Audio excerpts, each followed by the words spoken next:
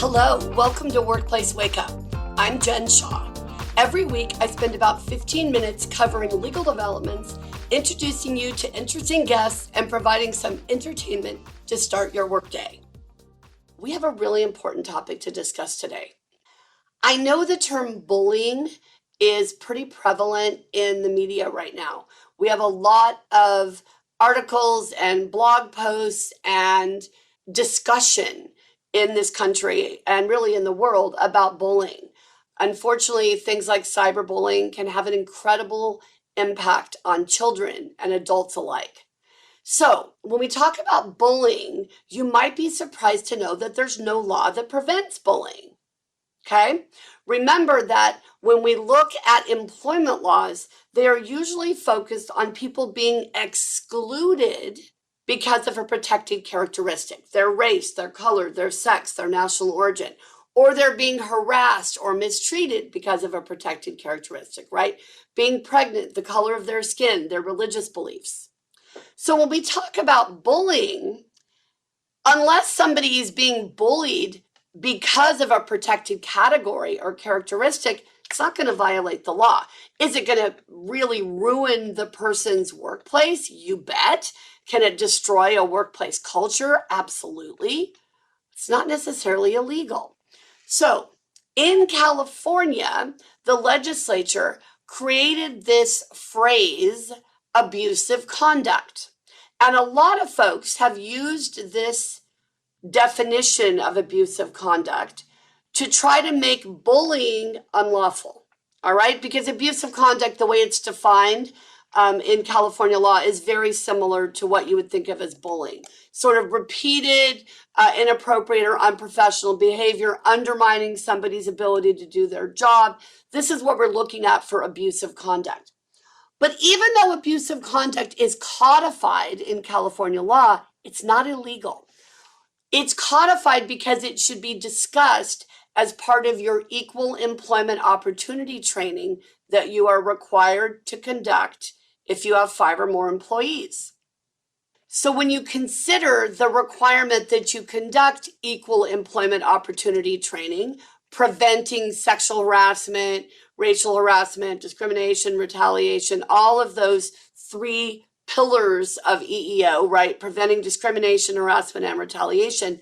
The legislature said, you better talk about abusive conduct, not because abusive conduct in and of itself is illegal, but because abusive conduct can lead to equal employment opportunity claims, right? It can make people feel that they're being singled out, even when they're not being singled out based on a protected category. Now, there have been a number of attempts and suggestions to make bullying or abusive conduct unlawful. And part of the problem is when you look at these terms, people define them differently, right? We recently did an exercise in our firm where we all took a survey about our work style. And then we came out with these letters that describe how we like to be treated at work and what's important to us. Some of us came out being very direct. If you just tell me like it is, I'm going to deal with it better. I'm going to know what's going on. I want transparency. I want someone to be direct. Others of us came out as, well, yeah, transparency is good, but don't be mean. Like we want you to be nice. We want you to be kind. We all have to work together, and yet some of us have very different styles when it comes to how we communicate and how we work together. Somebody could say, well, their style isn't what I expected. That's bullying or that's abusive conduct. No, most of the time that's not the case. Most of the time you're just looking at how people see the world differently, how people communicate differently, how their expectations might be different. So one of the complexities when it comes to bullying and abusive conduct is how we define it. Now, if you take schools, for example, schools have been very much on the forefront of defining bullying because bullying is a big deal in the school. And the impact of bullying can be catastrophic. We have seen an incredible increase in childhood suicides because of things that are posted on social media, cyberbullying, right? We have seen an incredible impact even in young adults and older Americans because of what might be reported on social media or what kinds of emails or messages they may be getting. So bullying is a thing, right? It's something that happens, but it doesn't necessarily mean that it's illegal. So this is a great example of even when something isn't unlawful, as an employer, you should do everything you can to prevent it. You don't want your employees to ever feel like they're being spoken down to, they're being mistreated, they're being bullied at work. Now, again, the definition is important. You have to be careful how you write your policies. But when we talk about bullying, we're talking about things that can be as simple as how you communicate. What words are you using? And again, people with certain work styles can feel like that's just how to get something done. And they're right. Be direct, be transparent, get it done. But if along the way you've treated someone unfairly or disrespectfully or in a way that makes them feel less than, you're going to have trouble keeping that employee. And again, we've talked a number of times about the Great Resignation, but we're in a pickle these days as employers. We're trying to keep employees happy. Does that mean we're not going to hold them accountable? No, of course we are. We talked about performance reviews a couple of weeks ago. Very important to keep people engaged and make sure they understand what they're supposed to be doing and holding them to those standards. But if you have a culture of bullying or abusive conduct, you can end up with disastrous consequences in terms of losing very skilled, very qualified, very valuable employees who say, you know what, as much as I love this job, I don't love it that much. I don't love it enough to be mistreated every day I come to work. That's not going to work for me. Now, I want to be clear with everyone that bullying really is in part in the eye of the beholder, right? Someone could think it's bullying if I go out and say to one of our employees, oh gosh, you're late to go to your break. You know, you better get out there soon because you have to take it within the next 5 minutes. I'm just thinking of that as giving a direction and making sure they're getting what they're entitled to. Someone could consider that to be bullying. Bullying has to have an aspect of being mean, all right?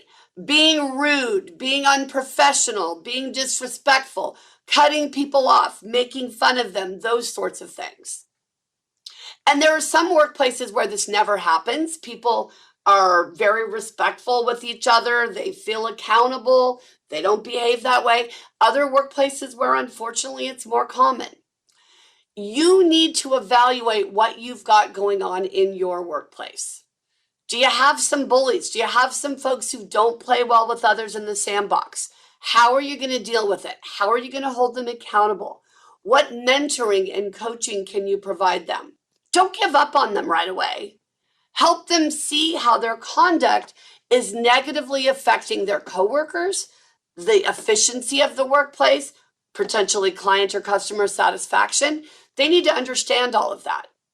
But I don't want you running immediately to, we have a potential lawsuit. Bullying and abusive conduct are only illegal if one of those protected characteristics is involved. Remember, we all have a number of protected characteristics, at least 12 and maybe more. We all have a race, we all have a color, we all have a sex, we all have a national origin, right? So don't just think, I have to be extra careful with that person because they have a protected category. We all have a number of protected categories or characteristics. Bullying is when we're singling that person out, not for a protected category. Otherwise, we can call it harassment, right? If I'm singling you out for ill treatment because of your race or the fact that you're pregnant or the fact that you have a disability, we don't really have to call that bullying because that's just straight up a violation of our harassment prevention policy, right? We can't do that. The category of bullying or abusive conduct is really reserved for conduct that is not based on someone's protected category. I'm an equal opportunity jerk. I yell and scream at everybody. I have a meltdown with anyone in my wake. That could be bullying. And even though it's not illegal, I want you to think about the impact it has on your organization. People will call in sick more frequently. People will make more internal complaints. Their efficiency will go down. They will become more careless with their work. There are so many downsides to allowing anything that resembles bullying or abusive conduct to continue in your workplace. And unfortunately, many folks, because we're overwhelmed, we've all been dealing with COVID for the last, more than 2 years. We're exhausted in many ways when it comes to human resources and workplace issues. So if we can find a way to not have to deal with it, it's tempting, right? It's tempting to say, well, it's not based on a protected category. It doesn't violate our equal employment opportunity policy. So I'm not going to worry about it. I can't. I'm stretched too thin. I'm overcooked. I can't do it. I get it. But understand that somebody who's feeling bullied or abused is very likely to bring a complaint. You could possibly win that complaint in court after you spend hundreds of thousands of dollars and untold number of person hours trying to respond to the complaint and get organized for a trial or for a hearing. So our goal, if we're talking about prevention and we're talking about creating a positive environment, we're talking about mentoring and coaching and retaining those employees who provide so much to us. If that's our focus, then what we need to be thinking about is, okay, what are we going to do to deal with bullying? And I'll tell you, the only way to deal with it is straight on. The only way to deal with abusive conduct is to sit down with a person and say, you know what? This is my expectation. You don't get to yell. You don't get to scream. You don't get to be rude. Not okay. You need to fix it. And that's my expectation beginning now. And I'd better see immediate and sustained improvement. I don't like these performance improvement plans or letters of expectation that say, well, you need to improve within the next 30 days. I'm not giving you 30 more days of this nonsense. I want to see immediate and sustained improvement. If I do, you're going to be okay. If I don't, we're going to be having another kind of discussion. So when you're dealing with people, you are going to have conflicts. You're going to have people who don't agree. You're going to have people who see things differently. That's okay. That's called the workplace. That's called diversity. Diversity isn't only about what we look like or where we're from. It's about our thought process, how we see the world, how we solve problems. And what makes us really valuable in the workplace is that we all bring something different to the table. But there are some things we're not going to tolerate, and bullying and abusive conduct have got to be two of those things. We're not going to permit it.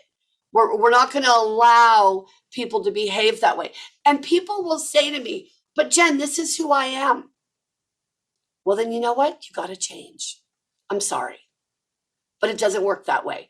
You don't get to come in and be mean and rude and awful to people. You can be upset. You can have personal problems. You can get frustrated. Hey, welcome to my universe. I get it. But if you're going to lash out and be mean, that has to be dealt with. And it's one of the most important things you can do as an employer, as an HR professional, as an in-house or out-house employment law counsel, right? Or manager or supervisor, to identify bullying and abusive conduct and put a stop to it. Don't wait for someone to make a complaint. Don't wait for someone to tell you it's ruined their job. Don't wait for them to quit. Be proactive. Look at what's going on. Ask questions. I know it's tough. I'm a lawyer. I hate conflict. That's just how it goes, right? It's not easy, but you've got to have those conversations. And when you do, you get to have the workplace where everyone's not going to agree. It's not going to be, unicorns and chocolate all day long. But people are respectful. They're kind. They listen. That is how you will serve your employees best. And that is how you will serve your customers, your clients, your vendors the best. So it's worth doing a little bit of check-in in your organization to see if you've got someone you need to deal with. And you deal with them respectfully and professionally, and you set some boundaries. And I'll tell you from almost 30 years of experience, most of the time that's enough. Most of the time, people don't realize they're bullying. They don't realize they're engaging in abusive conduct, and they'll stop if you call them on it. Just a little food for thought, everyone. Have a wonderful day. We'll see you here next time. If you enjoyed this episode and would like to spread the word, please share it with others, post about it on social media, and/or rate and review it. Of course, you can also follow us on LinkedIn, Facebook, and Twitter, and email us at info@shawlawgroup.com. Workplace Wake Up, including its guests and hosts, do not provide legal advice in this podcast. Do not act upon any of the information discussed in this podcast without consulting a licensed attorney in your jurisdiction.